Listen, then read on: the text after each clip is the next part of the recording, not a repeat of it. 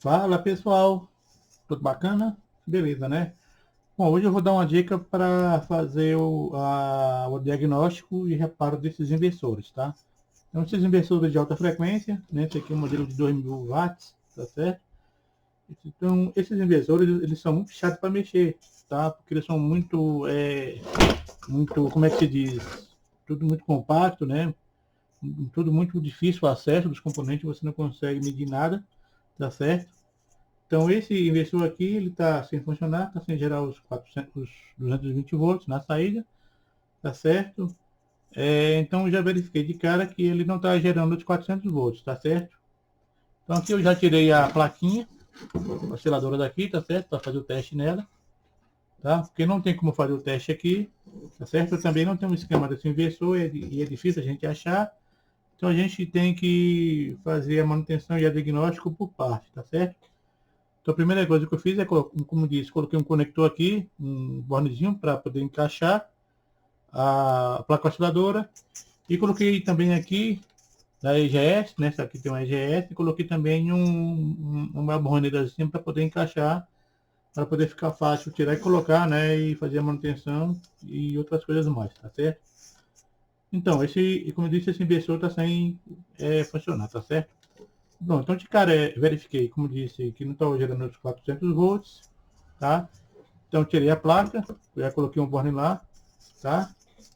Já medi os MOSFETs aqui, eles são 3 trafos, eles são ligados em série, tá? Cada trafo desse gera 130 volts, ligados em série ele vai dar os 390 e 400 volts, tá certo? Então já testei os MOSFETs, primeira coisa que você tem que fazer é testar os MOSFETs, para ver se não tem nenhum curto, nenhum com fuga, né, coisa e tal, tá certo? E depois e na sequência a parte osciladora, tá certo? Bom, então uma das dificuldades que a gente tem nesse tipo de circuito é testar essa plaquinha aqui, tá certo? Porque não tem como testar lá na placa, porque se ela não funciona, ela precisa de realimentação da saída para poder liberar o SG3525 para poder oscilar, tá certo? Tá? Então a dica que eu vou dar hoje para vocês é como testar ele sem tirar daqui, tá certo? Que às vezes você troca, coloca outro e não funciona, né? Porque muitas vezes o defeito não está aqui, o defeito vai estar aqui na outra parte que não está retornando, né? Tá certo? Então ele está sendo bloqueado, tá bom? Deixa eu só dar um zoom aqui para explicar melhor. Bom, então tá aqui, tá certo? Então a primeira coisa que eu tenho que fazer é identificar quem é mais e quem é menos. Eu já identifiquei aqui o pino 3 como 0 e o pino aqui, penúltimo aqui como positivo. Ela leva 12 volts, tá certo? Então só dei 2 fios aqui para ligar na fonte, tá? Só que no jeito que está ligado aqui, eu não vou conseguir medir os sinais da EGS. Isso está saindo não no pino 11 e no pino 14. Está saindo os sinais, tá certo? Porque ele está bloqueado, tá? Então ele precisa abrir a realimentação para poder ser aqui esse LM324 liberar o SGS para poder oscilar, tá certo? Ok? Bom, então como é que eu faço para liberar ele fora da placa, tá certo? Então, consultando o datasheet, não vou mostrar, tá? Já vou logo dar a solução para vocês. Tem duas situações que a SG precisa ter para ele poder oscilar, tá certo? O pino 8 tem que estar acima de 0. Pino 8 é o soft start, tá certo? Então, se ele tiver com 0, ele fica bloqueado, tá certo? Então, ele tem que estar acima aí, entre 0,6 até, atenção, VCC, que no caso aqui é 12, para poder liberar, para ele funcionar, certo? E outra condição é o pino 10. O pino 10 também ele tem que estar em 0, tá certo?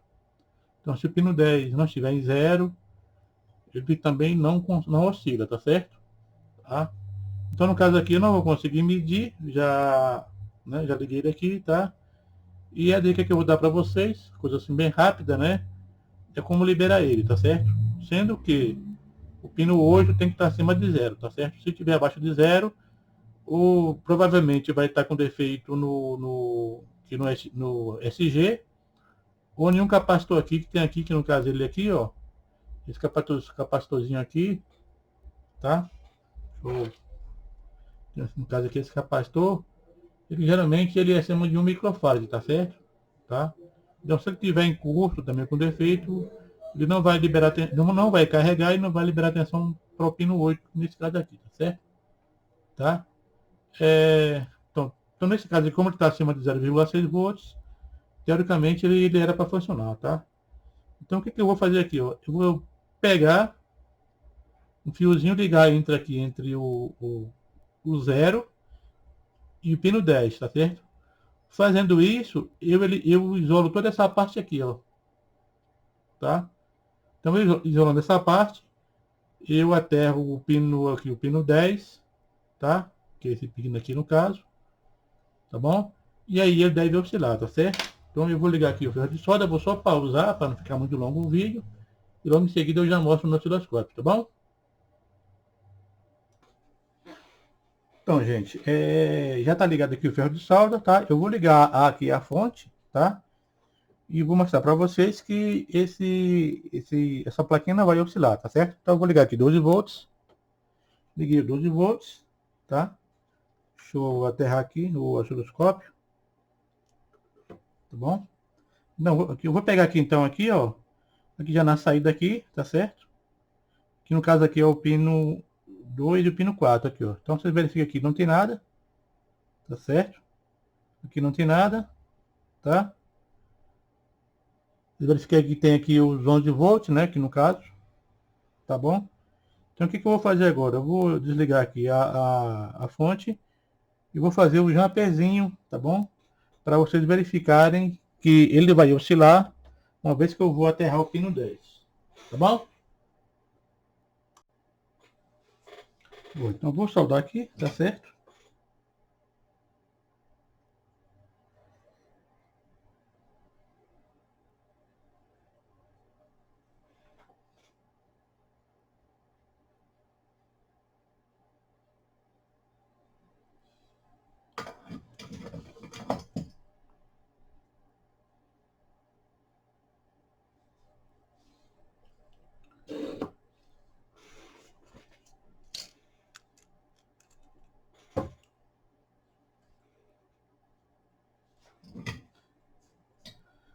Bom, então vou efetuar a solda. Tem aqui o fio, né? Primeiro. O fio é bem fino. Então vamos lá. Então eu vou aqui soldar aqui no negativo. Soltou aqui mais ou menos. Deixa eu soldar de novo. Pronto. Agora soldar aqui o pino 10 para poder fazer o teste.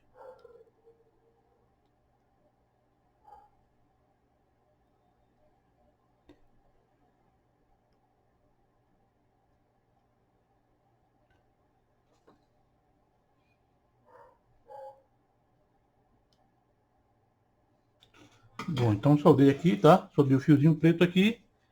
E agora eu vou ligar novamente a fonte para a gente verificar o funcionamento aqui do oscilador, tá certo? Vou ligar aqui a fonte. Tá ligada? E aqui o terra do osciloscópio. Vamos verificar aqui, ó. Tá vendo aí? Tá? Então aqui o pino, isso aqui corresponde ao pino 14. E isso aqui corresponde ao pino 11, tá certo? Então liberou o SG, tá certo? Então é bom fazer esse teste antes de trocar o SG, porque às vezes eu troco, não funciona e eu fico sem saber se está com problema o SG ou está com problema outra parte, tá certo? Então eu vou ter que verificar aqui aqui no caso aqui do inversor, por que não está liberando aqui essa tensão, né? Para poder liberar aqui a EGS, tá certo? Tá? Então essa dica aqui serve para qualquer tipo de placa que tenha EGS que tenha algum outro componente, é igual esse aqui, ó. Essa placa também é a mesma coisa, tá certo? Você pode também aterrar aqui o pino 10, tá certo? Que o SG vai funcionar independente aqui da realimentação aqui, no caso aqui, do LM358, tá certo? Então essa é a dica de hoje, tá bom? Até a próxima.